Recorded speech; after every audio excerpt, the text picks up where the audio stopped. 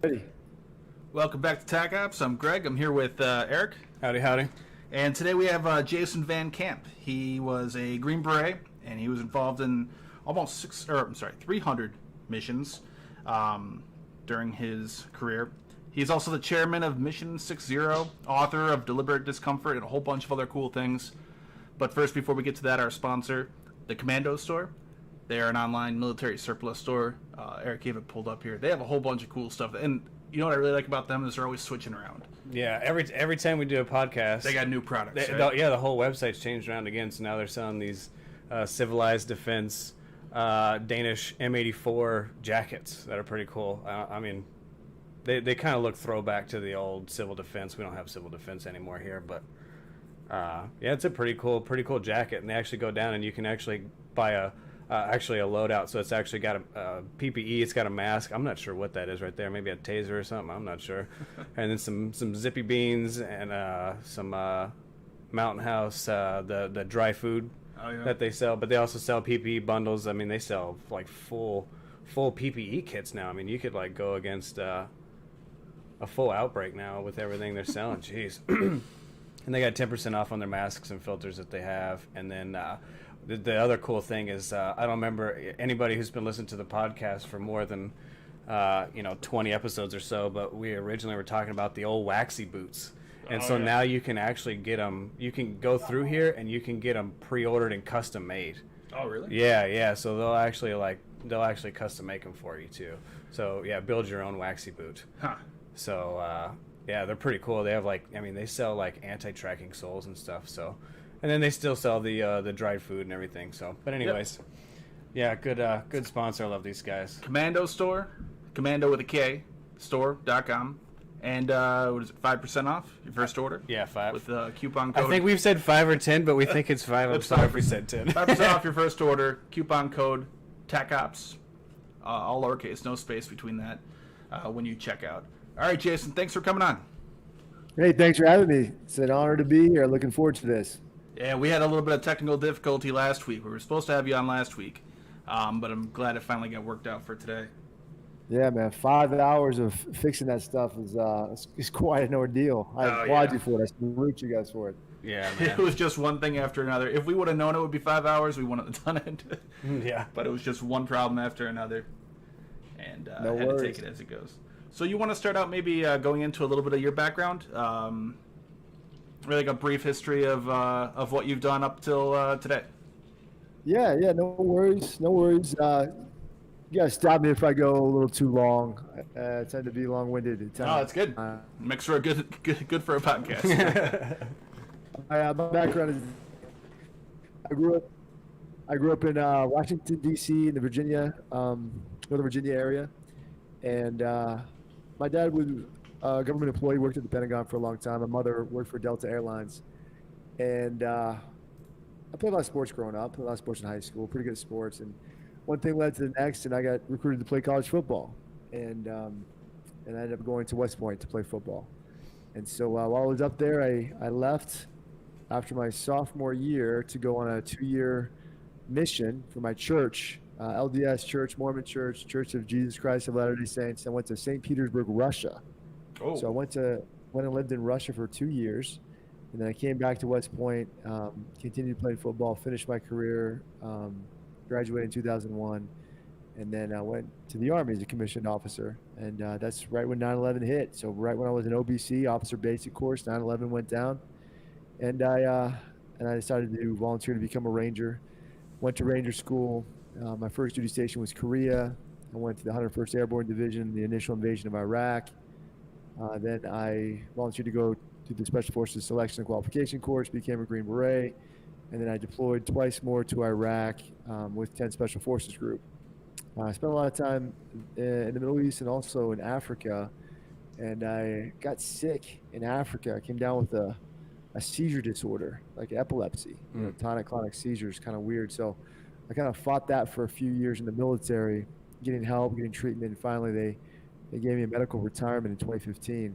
Got my MBA at Brigham Young University, and then I started a business called Mission 60. It's a leadership development company, and I got together with some of my my friends, my peers, my commanders, some of the guys that worked for me, and some of the most amazing leaders I've ever met in my life. My Medal of Honor guys, Green Berets, Navy SEALs, Rangers, Marines, wounded veterans, FBI guys, CIA guys, just guys that I really looked up to.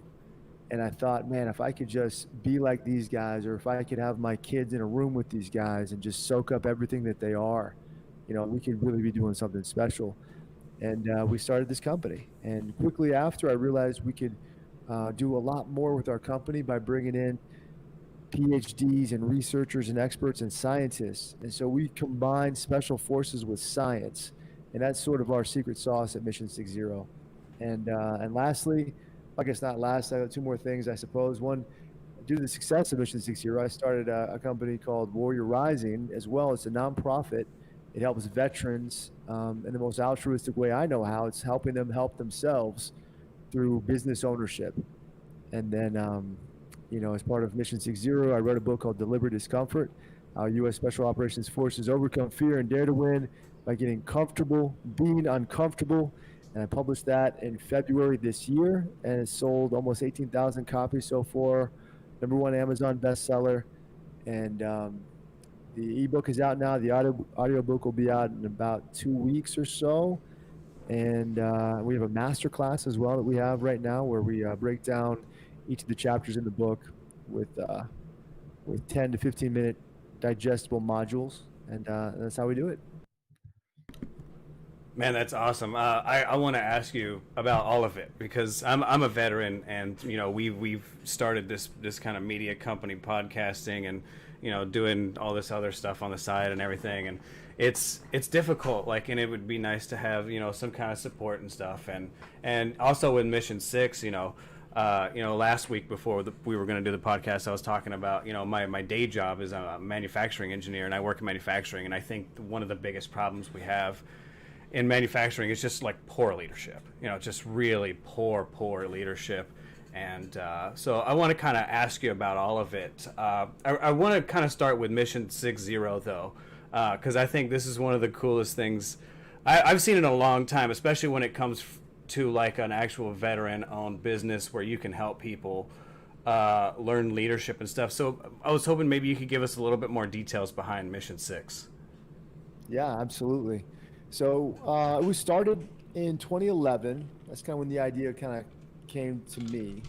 And I started it with just a few guys. And one of the guys is Nate Boyer, who was one of my best friends. He's a guy that's really popular right now with the social justice piece in America. He's a Green Beret NFL player that convinced Colin Kaepernick to take a knee instead of sit on the bench. So we started Mission 60 together. And Nate's story is pretty incredible. Like I said, we went through the Q course together. We were serving in 10th Special Forces Group together. We went to Iraq together.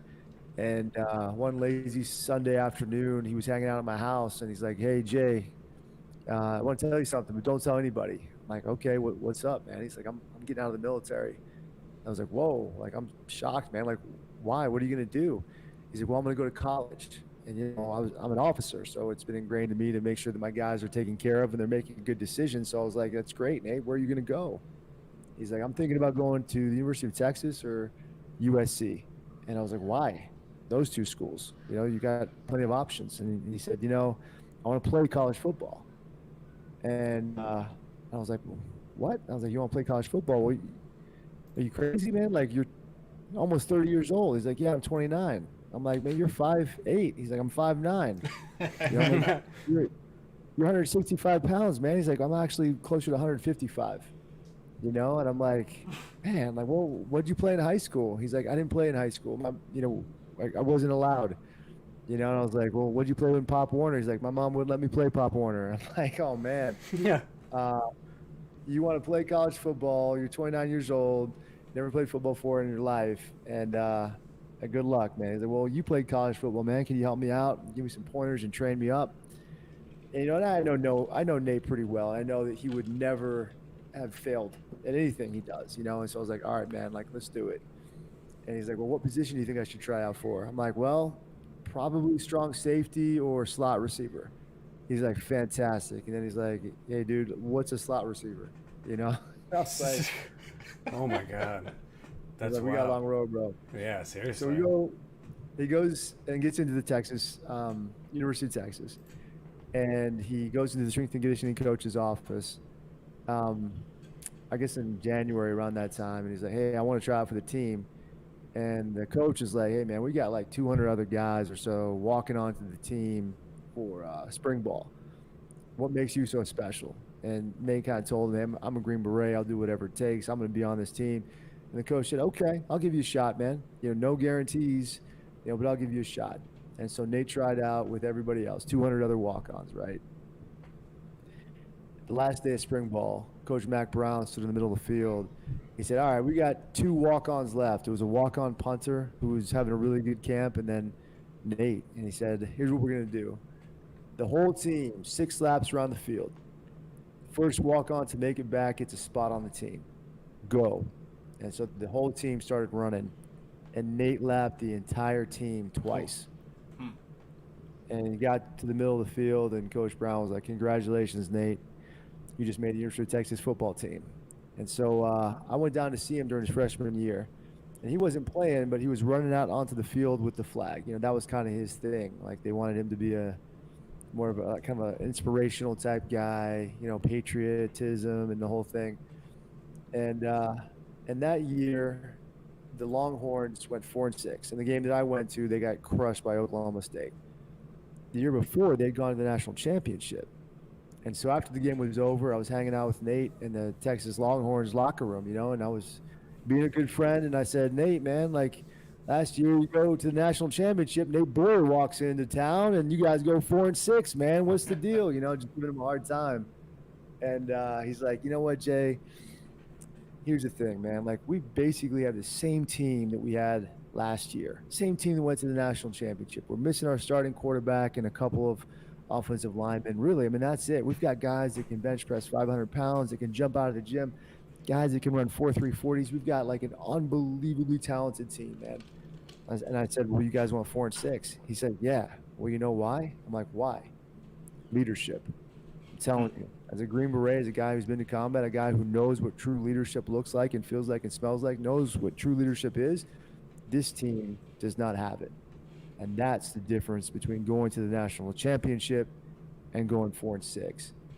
And that was sort of an epiphany for us. I was like, wow, man, like, it's not just military, it's not just football, but it could be with corporate clients. It could be just anywhere, like manufacturing, like you said.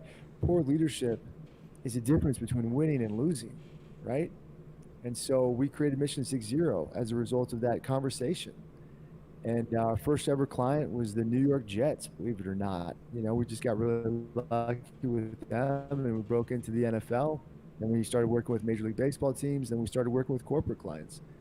And we do a few things. We do keynote presentations. We do workshops. Sustainable, long-term, like really building up the client so that they can have prolonged success. And then we do custom programs, and that's for clients to say, "Listen, we're dealing with a very unique situation here. We've got unique challenges. I want you to create unique solutions for us specifically. Not a one-size-fits-all, not a, hey, let me give you the standard, slap on the table certificate." Nah, nothing like that. We want to do something where you really add value for a client. And this year, due to COVID-19, we've kind of transitioned more towards online training. So we've created a master class, 54 videos. Each video is 10 to 15 minutes in duration, easily digestible. And we talk about each of the chapters in our book, specific themes in each chapter, the veterans and the scientists that are in those chapters. Specifically, you hear their voices, you see their faces, you can ask them questions, and that's pretty exciting what we've done and where we're headed right now. And so just kind of watching like the video on the website, if you go to the actual front page of the website, you can see all this crazy video you guys of like people shooting flamethrowers and stuff, right? So like, it's the idea to just like put them in really uncomfortable spots and kind of build them out. What you would see with the military, right? Boot camp's a really basic version of it, right? And then, special forces obviously being like a really hyper version of that. But, is that kind of the idea? You just put them in really bad spots and kind of build them up? Yeah. So our curriculum has evolved throughout the years, and where we're at right now is what we've seen that works absolutely the best. That really we see value, we see change, is when we focus on getting comfortable being uncomfortable. We call it deliberate discomfort, having that deliberate discomfort mindset. And when we focus on that as leaders, we see real growth. We optimize performance, we become stronger, better versions of ourselves, and it's just absolutely powerful. So going through your history, you've done a lot of like really crazy shit in my opinion, but just going into Green Beret, obviously all that stuff. For me, I think one of the scariest things that you were a part of is just being airborne, like airborne operations, right? So, that being like something I would never do, and so that was actually what we tried to do last year, and I'll kind of bring up a video a little bit later, but. Going up there and jumping out of a plane seems like the craziest thing I could ever imagine. And you people, do it? yeah, no, and people look at me like, try "Yo, man, you were on a submarine for years. Like, there's no way I would do that." Yeah. But jumping out of an airplane, there's absolutely no way. At least in a submarine, you're just kind of enclosed like an airplane with all the windows closed, so you don't know what's going on, But I was hoping you could talk a little bit about, 9/11 hits, you join, you're already in the military, you go special forces. Were you already airborne when 9/11 hit, or how did that work out? Yeah, so that's a great question. I'll take a step back. So my whole life, I always thought jumping out of a plane would be the coolest thing ever. I did. And then when I did it for the first time, it surpassed all my expectations. It was even cooler than I imagined. It was amazing. And the first time I did it, I was a cadet at West Point, and I was assigned to Hawaii for 2 weeks at a CTLT, a leadership training course for West Point cadets. And on the weekend, my buddy and I, Harry, we and I played football together. We went to Skydive North Shore, I think is what it was called, or Skydive Hawaii. I'm not sure. Skydive something, whatever it was. And we did a jump. We did a tandem jump, and it was awesome. And then when I got into the military, I didn't get a chance to go do airborne school before my OBC or anything like that. So I went to my officer basic, and then I immediately went to Ranger school. And then right after Ranger school, I went to airborne. So I went to Ranger school they call it a leg. So a leg is a guy that can't jump out of a plane. And so I did that. And then airborne school was sort of a breeze for me because I had just gone through 2.5 months plus of Ranger school. I had lost 28 pounds. I was exhausted, mentally tougher than I've ever been in my entire life. So I was like, I'm not going to fail airborne school. I just got through Ranger school. You know what I mean? But at the same time, the instructors at the airborne school were like, okay, these guys literally just walked across the street from Ranger school, and they're doing this. And I was there with maybe 3 or 4 guys from Ranger school. And you do 5 jumps at airborne school, and fairly easy, fairly low stress. Some people are freaking out or whatever. And then when you get into the unit and special forces, we jumped. I think we jumped once a month or once every 2 months. I forget it's been a long time. I forget how frequently we jumped, but I think it was either once a month or once every 2 months we jumped to maintain our airborne qualification. And that's kind of how we rolled with that. Oh, and then one last story. When I got married, I took my groomsmen, and we all jumped solo out of a plane. All of us. It was a surprise to them. So yeah, I wanted to show this video of we went to the Alliance Air Show last year, and we got to fly with the Golden Knights. So we got this media pass. Like they were like, "Oh, you do a podcast? We'll give you a media pass, right?" Oh, cool, felt awesome. pretty special. Yeah, man, we were cool. We had the badge and everything. We can go anywhere we want. Hell yeah! And we actually had this so they had the airfield, and the airfield is kind of flat all the way along, and I had this little bitty cutout where they put the media where you can step out another 10 feet so people don't block your view or anything. So we were out there, and we're hanging out there early in the morning, and this lady's hanging out with us, and she's like, I just went up with the Golden Knights, you guys need to buy sweaters. And we were like, I don't know what that means. I've never been up in an airplane like this. I mean, they're gonna have the doors open and everything. We've never done anything like this. These aren't just doors. I mean, these are what, like 6 feet wide. Yeah, these are yeah, huge opening, full like overhead doors, both right? sides. Yeah, on both sides of this thing. And so she's like, "You need to buy sweaters." So like, all right, whatever, we'll buy sweaters. And we were going up the next day, so we hung out all that day, and we watched them jump. And so the next day we went out there. We got on the airplane.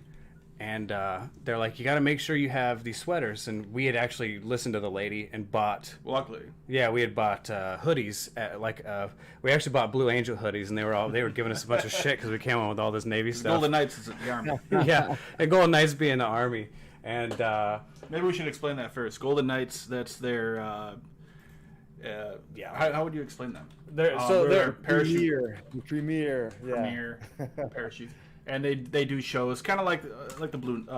They're like the Blue Angels Blue of like Angels jumping out of airplanes, right? So the U.S. Army parachute team. They were all pretty cool, and like you were saying, you jumped out of a plane once or twice a month. What did they say? They jumped out of airplane hundreds and hundreds and hundreds of times. Hundreds of times, yeah. It was insane. I can't remember what he told us, but it came out to be like almost once a day.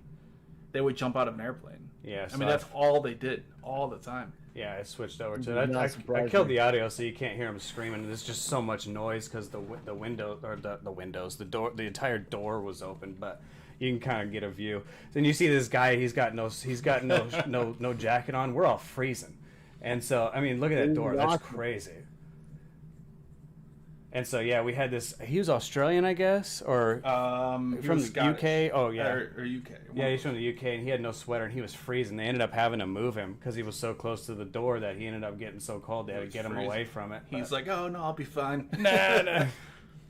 But, he was a bigger guy. He's like, "Oh, I got some insulation." Awesome, man. Like you can just feel your heart pounding, beating a little bit, you know. Oh yeah, and so we're in this airplane, and they're telling us about how they've been trying to retire this airplane for years. And it is old, and you can hear it. You could feel this thing just shaking, and so we fly around. So they don't end up jumping. So I'm sorry, there's no cuts. You're just gonna kind of look at the floor for a minute. But they didn't end up jumping because it was too windy, and so we just kept doing circles over and over and over. I was just like, I don't know how you guys can do this. Just looking at the ground strapped to a seat was freaking me out. Really? Oh yeah, it was giving me real crazy vertigo. Yeah, it's not you. You're a Navy guy, right? You gotta be down in the water. Well, see, that's a great thing about a submarine is you just look at gauges. Everything's the same. You know, if you're on the surface, you're below the water. You feel the waves, but other than that, it's all the same shit. You're just in an airplane with no windows. So, and you see this. You know, you're just in it. And look here, they're leaning out, looking straight down over the edge. Yeah, and if you look at their feet, I have another video too, but if you look at their feet, you can see all the flares and shit they have strapped to their feet. So I'm like, man, what if they just like grabbed a rivet or something and just like set this smoke grenade off in the plane? That was fun though. Yeah, unfortunately they weren't able to jump. So when it comes to Green Beret and Special Forces in general, so what is the importance of the airborne issue? Is that for an insertion, a method to insert you guys into where you need to be? Yeah, first off, this video is awesome. This is like really high quality, really fun stuff, man. It's actually getting me really excited. But the airborne is you're right, it's insertion. And so in training, we jumped into a lot of mock missions, airborne style. You know, we get out of a C-130 or a Chinook helicopter, or a Black Hawk. That was the standard kind of jumping platform for me when I was in the service. Now, I was also given an opportunity to get HAHO qualified, so HAHO, high altitude, high opening. So when I first got to my team as a Green Beret, my commanders, within like 4 days, he was like, "Hey, you're gonna go test experimental parachutes in Eloy, Arizona." Oh, you and your entire team. So did you need to have oxygen and everything like the Halo jumps? But this is no way. Oh god. No, you're actually opening. So halo is a high altitude, low opening. Right? HAHO, high opening, right? So we jumped just high enough where you didn't need to have oxygen. Okay. So if I remember correctly, I don't want to say incorrectly, but it's been a long time, like 10 years. But I think it was more than 10 years. I think it was 12,000 is where we jumped, and then we popped the parachute at like 10,000 or 8,000 or something like that. That's kind of how it went. But I think if you're over 12,000, then you need oxygen. And in each company, a special forces unit, you had a Halo team. So one 12 to 14 man ODA, Operational Detachment Alpha, was Halo qualified. I was on a mountain team, and so I would honestly, brother, guys, I would have loved to have been on a Halo team. That would have been a good dream come true for me. Yeah, that would be pretty cool. Just stationary, just jump out the side of it, right? You don't have to Yeah, worry and then about the just engines fall. or nothing. Yeah. Yeah, you just jump. Just do it. Just do it. And my friend Clay Daniels, who's helped out with Mission 60 quite a bit, West Point grad, Army football player. I think, if I'm not mistaken, he was the only team to ever do a Halo um, combat jump, like in real life, and he did one on in Iraq. So did you guys actually use? And now I remember reading on your website you were involved in uh, around 300 combat operations. Did you actually use this technique as a method of insertion? Because you mentioned it for mock scenarios. Yeah. So no, we don't. We never jumped out. They would only allow the special forces guys to do a jump if it was Halo, right? So you kind of surreptitiously, enter into the objective that way. You know, airborne school was essentially intended for more of the conventional unit. So, um, like like you remember in World War II, entire units jumping out of an airplane, you're airborne Right. qualified, that sort of thing.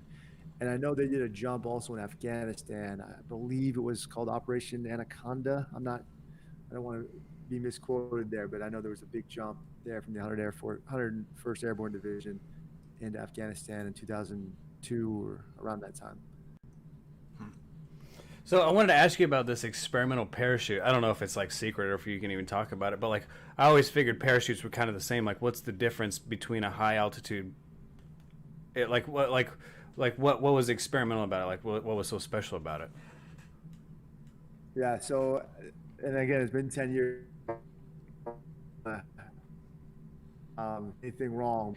I if I remember correctly, it was called the ASRAPS, Advanced Static Line Ramified Air Parachute System. I can't believe I remembered that acronym. It's been well over 10 years. See if I can find it. And so it was a different, it was a different type of canopy, and different type of toggles, and the way parachute exited was different, and the whole thing. And so they wanted us to just test it out to see if it worked, and if it did, then we would recommend it to be implemented in our regiment. And if it didn't work, We then jumped. you'd be a bug in a windshield. Right. Yeah, we'd be fucking the windshield. Well, we jumped, I think we each jumped about 20, 25 times during that week. And so we were about 3 or 4 jumps a day. Slick, which meant that like you didn't have any equipment, then we would jump with our weapon, then we would jump with our weapon in our rucksack, and then we do it in the daytime, then we do it at night, and then we do like all different types of things. And I mean, it was funny because it was an experimental parachute, and you hear those words, and you're like, oh, hell, like what the hell, like, are you kidding me? And I'll tell you, we had 2 parachute malfunctions on the team during that week. One of them was my parachute that malfunctioned, Oh God. and that was a scary experience for me, for sure, man. So like, can you tell us what happened? Like, well, what? Oh yeah, so yeah, I will, man. So I was kind of you as you stack on the door. Essentially, usually the heaviest guy goes first, and I don't think I'm a super heavy guy. I'm 220 pounds, and I work out a lot, so it's not like I'm, I have a gut or anything like that. But I was always the heaviest, usually the heaviest guy on the team, and so I would go out first. And you do that because the heaviest guy usually drops a lot faster, and if the heaviest dude is in the back and he drops faster, there's a chance he might hit somebody, and so forth. So I would go first, and I jumped, and getting ready to pull my shoot. The Essentially what I was wearing was my uniform, helmet, but I also had my rifle, and my rifle was kind of tied to my right arm, kind of on my equipment, and so when you land, you kind of untie your rifle and you can fight, right? It's kind of the idea. And I didn't have my rucksack, and the rucksack is in between your legs, and so you kind of drop your rucksack, it hits the ground first, and then you kind of fall, a few feet away from your rucksack. But we were just jumping with kind kind of slick with weapon, and I think maybe we had something else. Anyway, when the parachute deployed, the risers wrapped around the buttstock of my weapon, and the buttstock, if you can imagine, it was like close to my right ear. And so the risers wrapped around the buttstock of my weapon, and so half of the chute kind of deployed, and it expanded, so I wasn't like just straight falling, but the parachute didn't deploy all the way. And so I immediately thought, oh man, like this, like somebody come fix this. And then I was like, nobody's gonna come fix this. Like you're gonna have to fix this yourself. And then I thought, oh man, the guys on the team, they're gonna make fun of me. They're gonna laugh about me. Meanwhile, I'm like plummeting. You know what I mean? I'm like, okay, I better do something. So I try to move the risers with my hands, and they're so taut, man. They're so tight that I can't even budge them, right? And I'm like, damn. I started to get a little bit nervous, and all of a sudden, like the parachute, because only half of it is deployed, it starts oscillating, and I just start spinning slowly. And then I'm like, all right, this is a serious situation. I reach for my knife, and I get it out. And I'm like, I'm just going to cut these risers, cut them both off, and then I'm going to deploy my reserve chute, right? And so as that's going down, like I'm like, man, like I can't cut these risers, and if I do that, half the parachute's going to be deployed, and I don't know if I'm going to be able to get out of the spin because it's going super fast. And so I'm like, let me try one more time. So with all my strength, I just like pull my risers as hard as I can, and somehow I just popped it, and the risers got away from my buttstock. It loosened up, and then I just spun around like a top. I swear to God, probably like 50 times because I was so tied up. And then when I finally kind of got my bearings, I realized I was only like 1,000 feet above the ground, and I was nowhere near the target. And so I hit the ground. We're in the desert. I hit the desert, and I'm by myself, and it's quiet, you know. And I have two forms of communication. I have my emitter radio, and I have my cell phone. I get my emitter out on all stations. I'm like calling in to my guys and to range control and everything. Nobody's responding. And I pick up my phone, like no service, like it's dead. It's like weird. It's like this weird like thing on my phone, like I've never seen it before. And so I'm in the desert. It's quiet. The wind's blowing. My parachute is like flapping in the wind. I'm looking around, and then all of a sudden I see another parachute without a person in it start to fall down closely and just land by my feet. And I was like, literally, I was thinking to myself, I'm like, did I die? Like, am I dead? Like, is this real? Was that my parachute? And finally, like about 30 minutes later, my guys all show up in a truck, and they're just like, oh my God, that was crazy, man. We thought you were going to die. We were shouting at you to pull your reserve, this whole thing. And I was like, man, that was crazy. I was like, well, what's that parachute all about? And the guy behind me on my team, he had a malfunction too. So he pulled his reserve, and his primary chute just kind of landed by me. And that was during that jump, back-to-back guys, the only two malfunctions we had during that entire trip. Wow. So did it ever occur to you, or so at what point would you have gone to your reserve? Because you said you were only 1,000 feet above the ground before you got it figured out finally. Yeah, well, when I popped it and I spun around and I kind of got my bearings, I was about 1,000 feet over the ground, you know, but maybe 1,500 feet, you know, is kind of around that. But I know that when worst came to worst, like I had to pop my reserve at 2,000 feet at least. I mean, like I think there's even something that will deploy, you know, if you haven't pulled your reserve at that point, you know, if you're by yourself, sort of thing.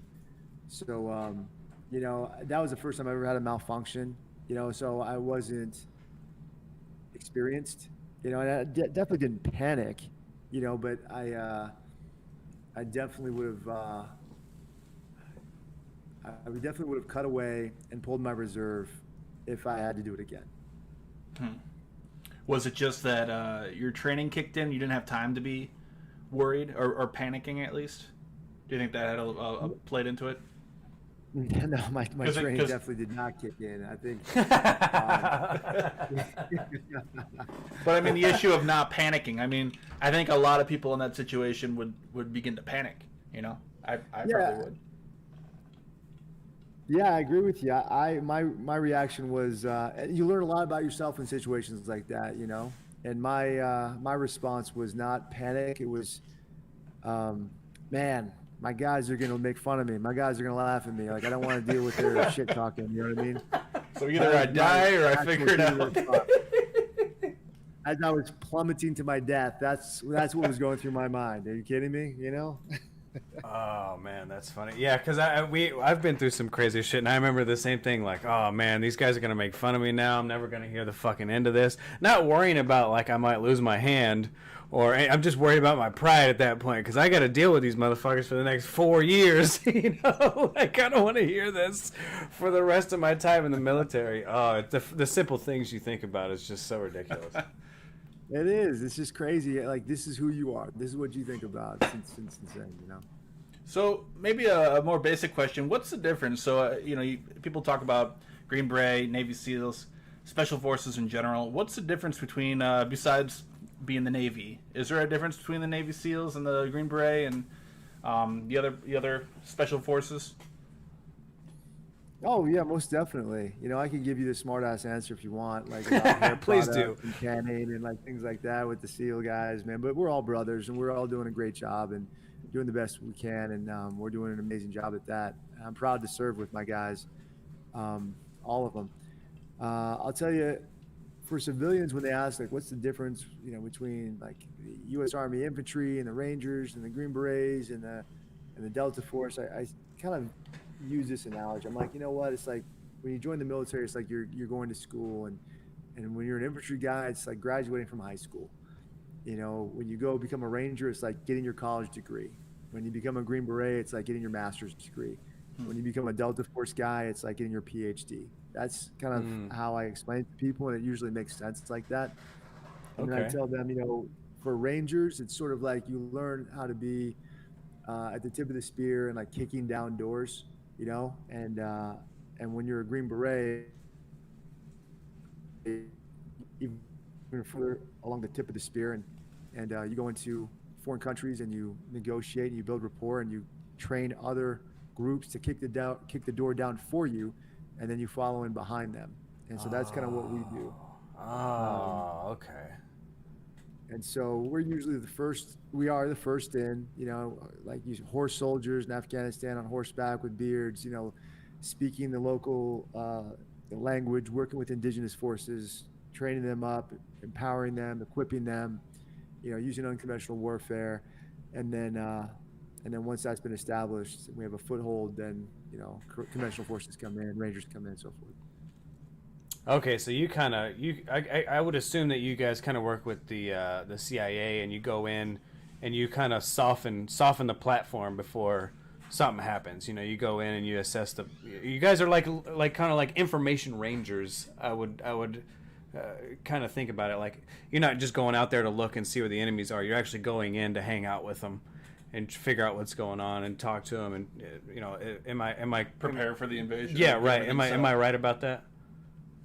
Yeah, that's a pretty good way to describe it. And I'm seeing some of these nicknames here, man. Soldier, diplomat, snake eaters, bearded bastards. Yeah, that's for sure. Definitely what we do. We did a lot of that in Vietnam and then Afghanistan and Iraq and all over the world, the Philippines and various countries in Africa. We speak the language. We know the customs. We build rapport.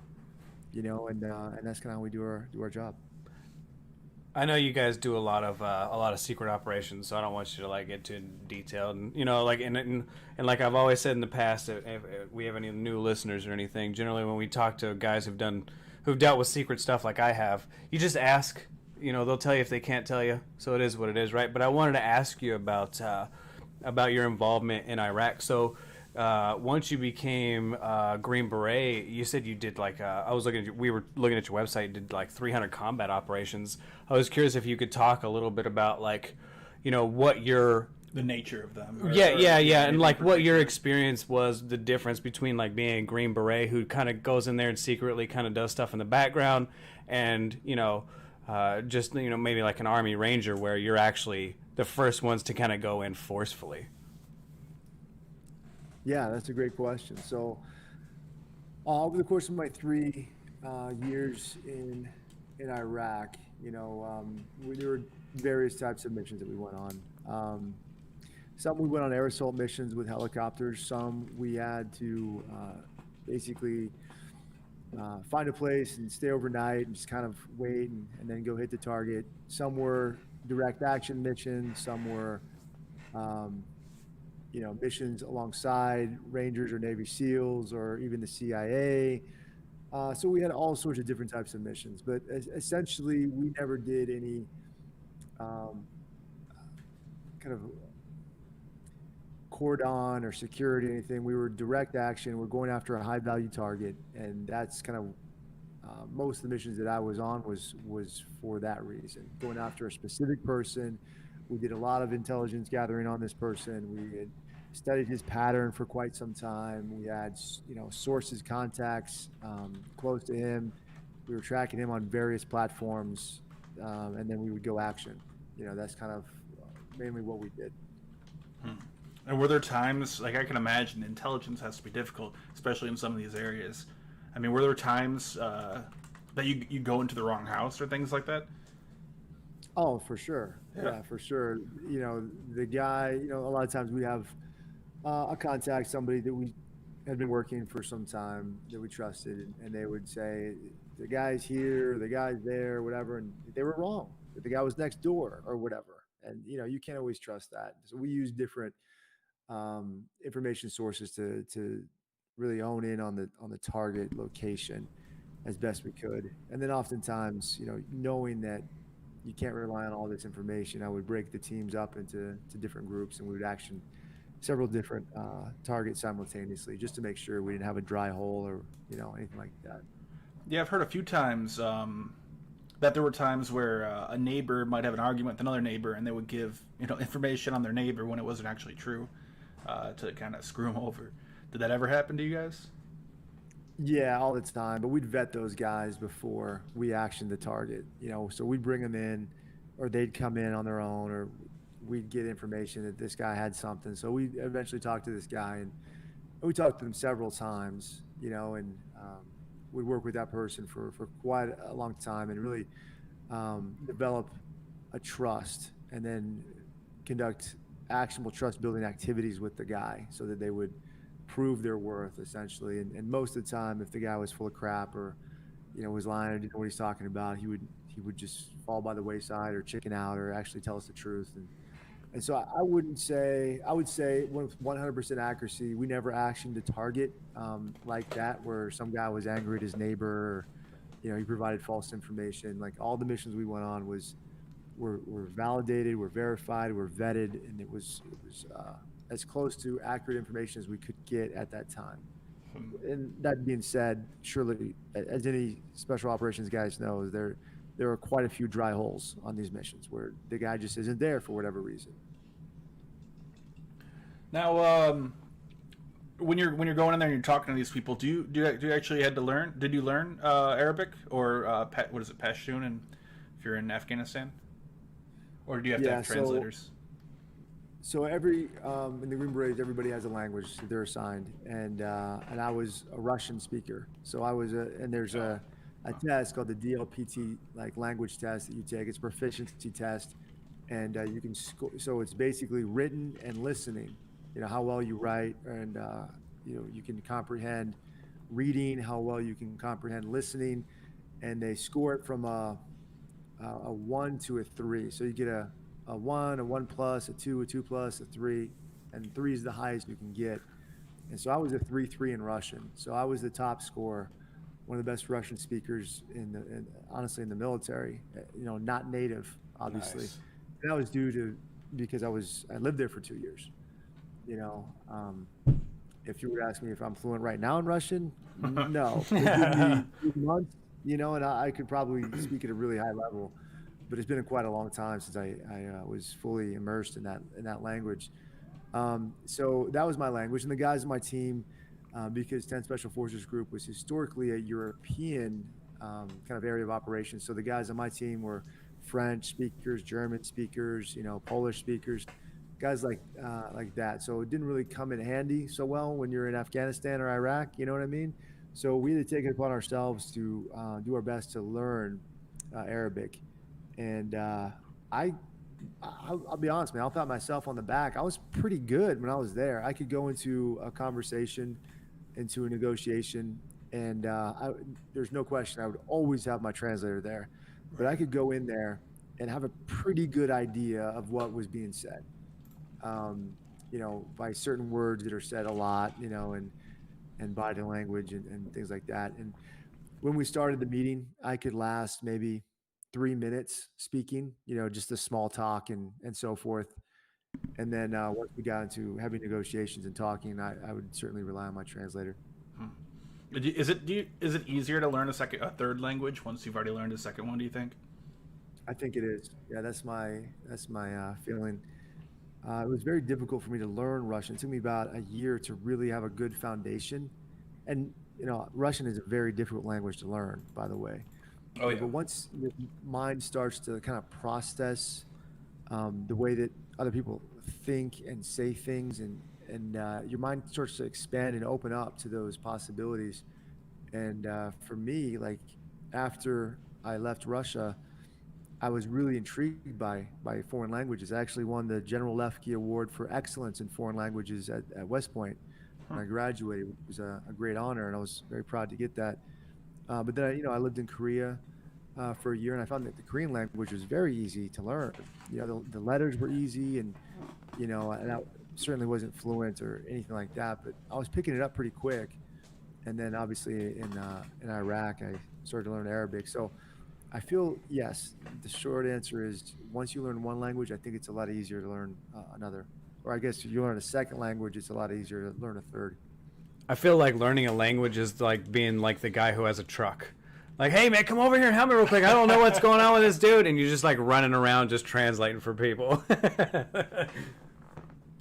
It's a hell of a skill to have. I'm telling you. Like if the aliens ever come down and start communicating with us and so forth, first thing I'm going to do is I'm going to be a translator for these aliens. What was that movie Man, that 'cause came out I'm recently? going to be needed, and I'm going to make a lot of money, and it's going to be super interesting. I'm going to go on a lot of cool adventures. Just like the translators, the interpreters that we had in Iraq, like they were just dudes that, for whatever reason in their life, they wanted to learn English and they busted their butt to learn it. Now all of a sudden they're trusted agents by United States forces. They're going on all the best missions. They're beloved. Now they have power. Now all of a sudden they get an opportunity to go live in the United States for a lot of them because they proved their worth. You know what I mean? And they were afforded opportunities they never would have had before just because they can speak that language. That's how I look at it. Yeah, I heard they had a pretty rough life because they were targeted a lot because they kind of became informants a lot and everything, and I know that they were offered a lot because of what they did. They went through a lot of shit, like a lot. They did. I love all my Terps, man, and especially one of them, Ali, is his name, Ali Al-Sad Muaid, and he. I guess his first name is Muaid Ali Al-Sad. We call him Ali. He was a great guy. Grew up in Basra, came to the United States, had his family in Dearborn, Michigan. Man, he started a gas station up there, and his brother-in-law or somebody gambled it away and lost a ton of money, so he had to go back to Iraq as an interpreter. And right after my team left from our 9-month deployment, the team that took over got into an ambush and Ali died. Oh. And just horrible deal. But I think about Ali a lot, and he made an ultimate sacrifice. Were they? Do you know if he was like compensated, like his family was compensated for the death? I mean, they obviously don't have the crazy SGLI, insurance or whatever it is that we had. It was I was insured for like $400,000 when I was active. It was crazy, right? Like, when he died, did he get any kind of like life insurance or any kind of compensation for what he did? I don't know. I hope he did. I really do. Yeah, definitely, because I know they went through a lot of shit, man. They were right up front. They were like, it's like you talk about like the DEA, like, these guys are like in there with the drug dealers. You know what I mean? Like they're in the houses with these people talking to them up front, figuring out what's going on the streets and stuff. It's wild. They went through a lot. And they're I mean, as much as maybe they did not like Saddam or whoever the regime was, maybe they didn't like him, but they're still providing information about their own people to an invading force. So I'm That's sure right. it's going to be a very difficult spot to be in. Like, no matter how much you didn't like the government or you didn't like this or that, that has to be difficult. Yeah, definitely. So I also wanted to talk about just general Green Beret operations. Like when you were, did you ever like go in the ground? Because you obviously knew how to talk, right? Did that help you get into the Green Berets because you could translate and you could actually get in with the people and kind of figure out what's going on? You're not just some lost soul walking around, the streets trying to figure out what's going on. Yeah, I definitely did. So I was experienced in the world. It wasn't just like a guy who's been sheltered and this is the standard West Point education. This is the standard OBC education. Now do your stuff. Like, I lived out in the world. I was, in Russia for 2 years. It was my job to build rapport with people, to communicate with them in a foreign language, sit down with them and to, really get to understand them and how they think and so forth. And I grew up, like I said, in the Washington, D.C. area, man. So Russians were the enemy. It was the Dallas Cowboys and the Russians. They were the enemy. I'm a I Cowboy was kind fan. of thrown in the, I was thrown in the enemy's den, in the pit, and you kind of learn things like, oh, the Russians all drink vodka and it's cold and it's miserable and it's dirty and there's polar bears walking in the streets and like all that stuff, and you kind of talk with them and I remember one conversation I had with this family, and they're like, "Oh, are you okay? Like, we understand it's so hard to live in America." I'm like, "Well, what do you mean?" They're like, "Well, they told us that you guys are, everybody has a gun on on their hip, and you can just shoot people in the streets, and like in their mind, like America was like a cowboy western. You know what I Hmm. mean? Like that's what America was like. You're just like walking into saloons, and there's bad guys, walking around in the streets, and everyone's shooting each other, and it's just like that's." Wow, like that's what you guys thought of America? Like that was the propaganda that you were sold? I was told there were polar bears on the street. They're like, "What?" And they would laugh at me, and Texas. it's just kind of like the crap that people tell you, and just growing up with that stuff. It's just not true. And really sitting down and getting to know somebody personally and building rapport and building a relationship of trust. That was, I think, what was most important.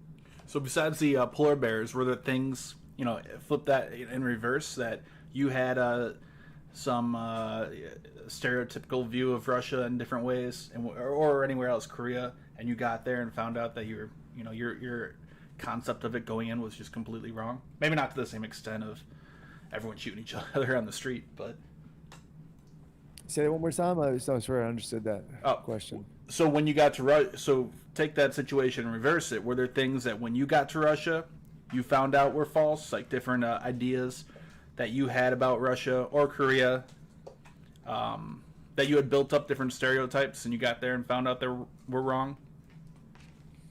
Yeah, I think, for the most part, for all those three areas that I lived in, not just visited, because I've visited countries all over the world, and I see some questions about Australia on YouTube right now.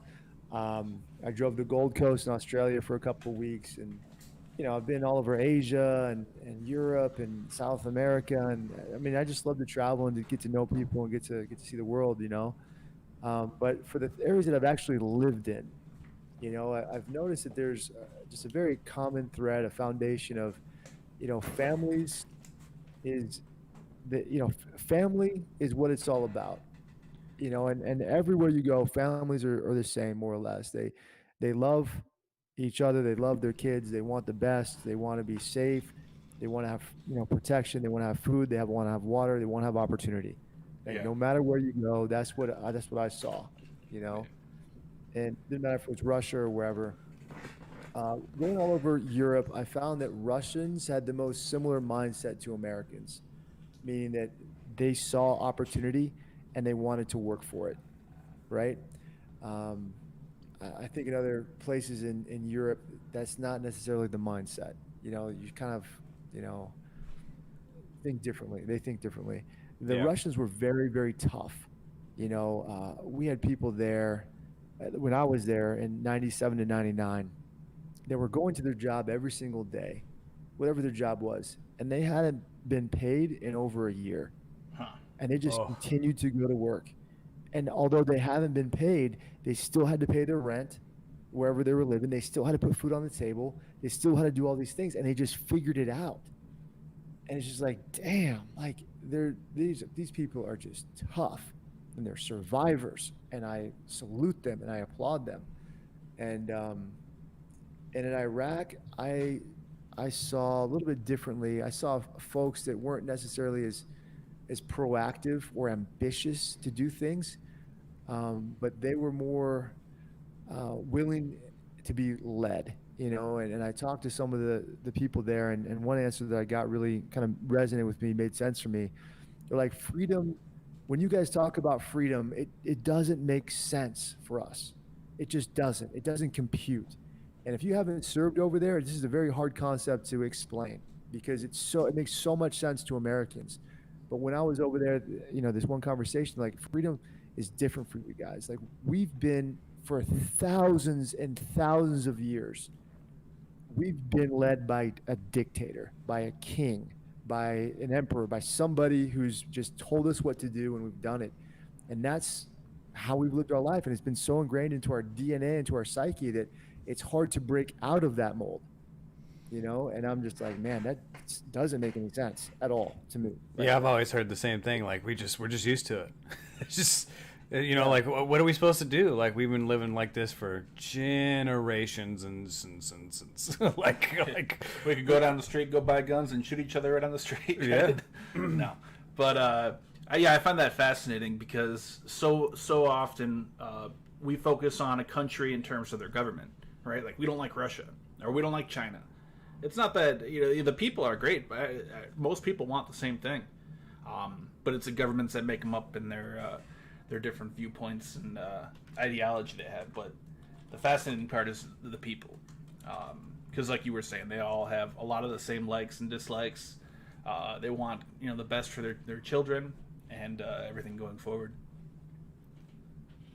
We're so alike around the world. It's crazy to think that how we act and how we operate and how we think under different regimes and different governments and all these different governments making decisions for us.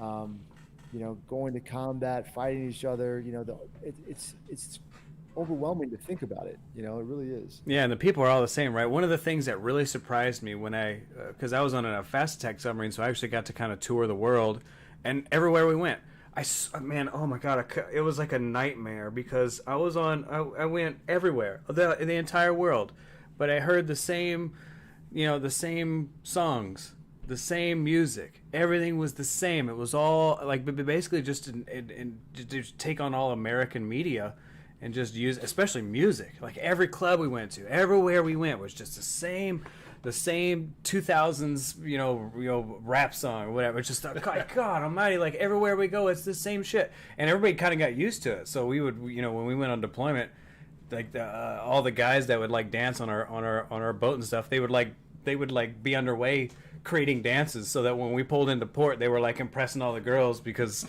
you know, they'd never seen American guys before because we have this stupid accent and they love it, you know, or whatever. It was crazy, but like just everybody was basically the same, you know. Like we always had different governments, we had different politics and shit, but everybody was just like out to just have a good time and get laid and, you know, just drink and, you know, like nobody's out there like really trying to do crazy shit. Like, I mean, we all have different ways we want to live life, but just in general, no matter where you go in the world, everybody's basically the same. Basically, you're right, and you saw it firsthand as well. And it's great to think about. That's who we are as a people. You know, like we all want the same thing. We all want to provide for our family and have success, and you know, like you said, for guy, you know, be attractive to the opposite sex, you know, sort of thing, and get attention and live a life that's worthy of whatever it is, ideals you're living up to. Anything else you want to cover about the military, or you want to move on to his book? Yeah, definitely. So I want to talk about your book. So from what I'm understanding about your book, and we've read a lot through it too, because you gave us a forward copy. I really appreciate it. It's a really good book. But it kind of goes along the same lines as your business, right? Putting yourself in really uncomfortable situations. And your book talks about a lot of the shit that you went through, and how you kind of incorporate it. But you know, so I've talked to a lot of people online that have wrote leadership books, right? It's kind of like the military thing to do if you're an officer, I think. You get out, you write a leadership book. And because we all know that it's like a really important thing that we all need, that we're really lacking, and there is a huge demand for it. But like what makes your leadership book different than most of the other leadership books out there? Like, what makes yours special? Thank you. That's a great question. You know, I tell people it's the people. I tell my clients what makes you different. It's the people that we have on the team. I've got Flo Groberg, Medal of Honor recipient, tackled the suicide bomber, Chapter 8, Leroy Petrie, Ranger, shot through both legs twice. And the fight with the Taliban, a grenade was thrown at him in his trench, and he picked up the grenade to save the lives of the guys around him. He threw it, it blew his arm off, and he calmly put a tourniquet on his right arm, stopped the bleeding, picked up his rifle with his left hand, continued fighting, defeated the Taliban, got his guys to safety. I've got Steve Mueller, who's Green Beret, a Navy SEAL, and an Army Ranger. He did all three. And I asked him in the book, who's the best and why? I'm not going to tell you that answer. You got to pick up the book to find out. I've got Green Berets, Navy SEALs, Delta Force guys. I've got, Joey Jones, who's double amputee Marine, Fox News analyst right now. I've got Rusty Witt, who's a strength and conditioning coach for Troy University, previously at West Point, previously at Texas Tech University. He's also a Green Beret. He shares his experiences. And then we have science. We have scientists, PhDs, researchers, experts, and they take these experiences and they relate them to civilians in a relatable and digestible, so what, now what way. And I wrote the book so that I'm not talking to you, I'm talking with you, and I'm telling you a story. And the story is me going to my unit for the first time, walking into my company commander's office, learning about what it takes to succeed in the special forces. And really what it came down to is getting comfortable, being uncomfortable, having that deliberate discomfort mindset. And so, yes, it is a leadership book, but it's also a self-improvement book. And I tell it in a way where it's entertaining, and it flows. And anybody, at any level can pick it up and read it and understand it. Yeah, well, it's one of the greatest things I really liked about your book is every chapter it's basically kind of like wrapped around somebody else. Like, so you introduce not just yourself, it's not just a self-help book, and it's not just an autobiography, basically.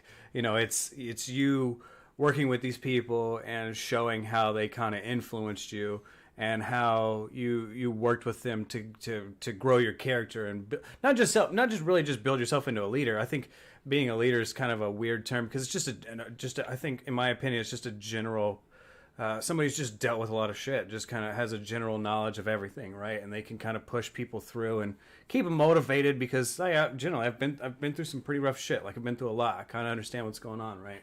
And you're not just explaining what you think, you explain actually how you got there. Exactly. Because, when I first started this company, I thought, yeah, we'll have the Special Forces guys out there, the Green Berets, the Navy SEALs, the Delta Force guys, Rangers. And when we started presenting to clients, they were getting inspired, they were getting motivated, they were excited. But at the end of the day, they would ask questions. And during one such presentation, one of the guys that I had up there, he was asked, well, how did you do this? And he was just kind of like, I don't know. I just did it. I relied on my training. And I saw a pattern. A lot of guys were kind of saying the same thing. I relied on my training.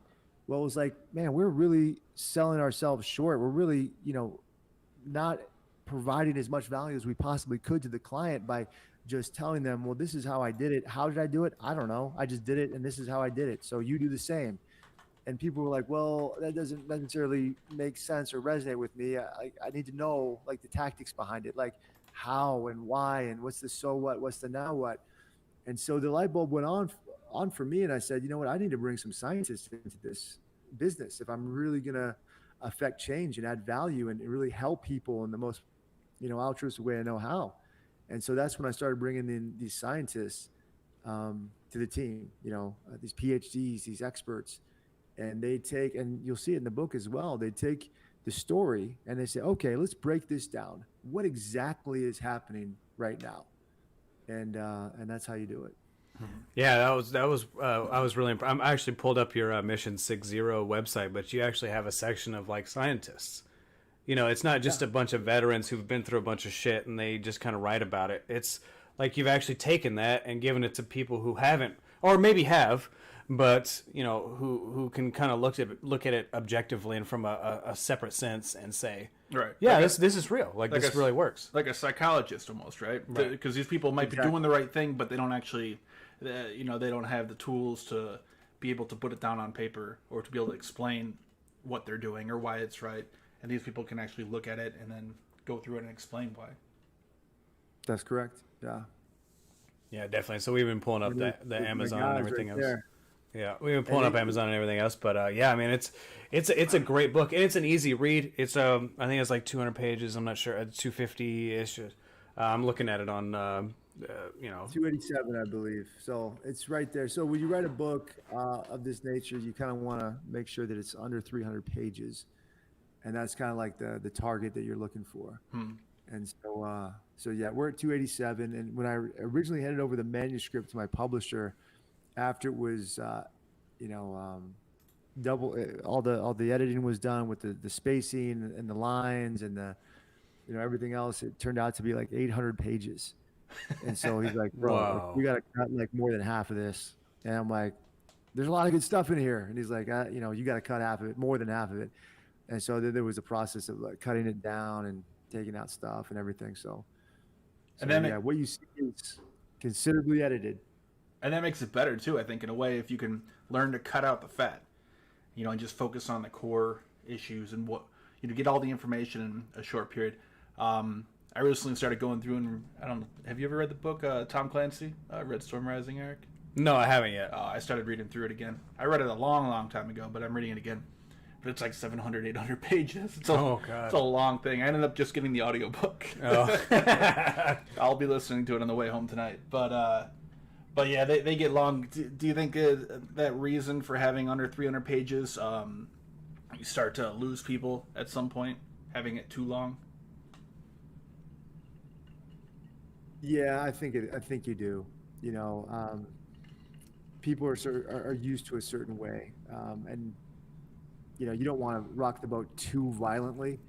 The way that I wrote this book was different. It takes a different perspective from a different guy every single chapter. So I'm the protagonist, right? I'm the guy throughout the entire book. Chapter 1, you'll see that I'm in the first person. And then in each other chapter, the person that the chapter is about is in the first person. And they're looking at me, telling the reader what their impression is of Jason Van Camp. You know what I mean? Yeah, I mean, because I bought Neil deGrasse Tyson's Accessory to War, and it's like 350 or 400 pages, and man, I've just never finished it. I've read it on every flight I've been on. Every time I'm in the hotel, I just can't get through it because it's a full hardback. I mean, and it's a full page. It's not like wide print. I mean, it's, oh God, it's just like, oh, and it's so good, but there's just so much there. Like now when I look at a book, now that I've bought a few lately and I've had, we've had authors on and they've given us books and stuff. Now it's like, yeah, I mean, 200 or 300, like, I don't know if I want to invest that much time anymore because it's going to take me months or years to get through all that because I have other books that I have to read and we have authors that come on and it's like, oh God, I can't do 800 pages. Like, I want to read that book so bad. But no. Red Storm Rising? Yeah, no. I got the audiobook now. But the audiobook, like, I just can't focus. It's difficult, yeah. It's really difficult to focus. And a lot of the times it's not actually recorded by the person who wrote it. It's just like a ghost. Yeah, Tom Clancy's dead. Obviously, but he came back to life. I mean, obviously for the old books, but, even the new ones are kind of rough, and... So... If I can ask you about one of your things, while I was looking through your book, you talk about the OODA loop. Is there a way to actually pronounce that, or is it just each letter? Yeah, no, it's you're pretty close. So OODA is called the OODA loop. Okay.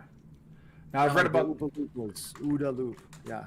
And that stands for what? Orient or observe, orient, decide, and act. That's correct. And I've read about this from a military perspective, but then you take it obviously into the leadership perspective. You want to talk about that a little bit? I always find that interesting, how you can boil it down to a science like that. Yeah, definitely. So we introduced the OODA loop in chapter 4, and that's the chapter that we discussed Jeff Adams and his experiences going into Iraq in the initial invasion. And pretty powerful chapter, and he's responsible for essentially linking up with Kurdish Peshmerga soldiers and then clearing an entire ridge line of enemy artillery. And as they were climbing the mountain, they were hitting mines, and the Kurdish Peshmerga soldiers were, they needed to be treated. And Jeff was an 18 Delta, so he's a Green Beret medic, and he's treating guys and sending them down the mountain and, tying up arteries and stopping bleeding, the whole thing. And really powerful chapter. Then we talk about his decision making in the moment and acting and reacting according to the demands of each situation he encounters. And so that's when we bring in the OODA loop. So like you guys said, observe, orient, decide, and act. And it's a term, for those that don't know, it was developed by a former Air Force colonel, a guy named John Boyd. And he used it to describe the reactions of fighter pilots in the Korean War. And so his goal was for pilots to both understand their own OODA loops and those of the enemy, of the adversaries, right? And so we believe that it's a transferable skill, and it can be applied to everyday situations in both your personal and professional lives, right? So essentially it's, your reaction to external stimuli in a dynamic environment. So what does that mean? Is every day as you go throughout your life, something occurs to you. You're driving and then you hit traffic, or you're driving and a bad driver cuts you off, or you're at home and your kids start crying, or your wife wants to argue about something, or whatever it might be, whatever's going on in your mindscape. You focus on really observing yourself and saying, okay, let me take a step back in my own mind and really observe what is going on. What is happening in my own mind? What is happening to me right now, right? Becoming aware of your thoughts and your surroundings. And then you orient your thoughts. You actually tell yourself, right? You're going to be productive, you're going to be positive, and you give yourself that affirmation, that self-talk, and that belief statement, so you can put your attention in a really helpful place. Then the D is decide. You decide, you give yourself some choices, you decide on the most important one. And for us, it's always the mission critical and controllable. And it always comes down to what you can control. And you really can only control yourself. You can't control other people. You can't control how other people react and respond and so forth. And then once you do all those things, like in your mind, then you act. You act, and then you react according to the situation. And we ask, according to the OODA loop, that you have to be agile and flexible to changes. And so it's an unbelievable skill to learn about and to actually develop. And I don't just talk about it, I actually do this. Like, as I was writing this book, I was like, man, I need to be better at the OODA loop. And so, like, every day I go through this. And whenever I'm in a situation with one of the guys on my team where they're getting frustrated or they're losing their temper or whatever it might be, I'm like, hey man, OODA, you know what I mean? Observe your mind right now. Where are you at? You're going down a very negative, a very wrong path. And they're like, okay, man. I'm like, okay, go through that process. And they go through it, and it's always inevitably a really positive outcome. It seems so simple. And I think a lot of people do it without even thinking. Or maybe they skip over steps. Like you were talking about getting cut off in traffic. You observe it, skip over, orient, decide, and go straight to acting. Start yelling, getting mad, or maybe try to cut them off or something. Right.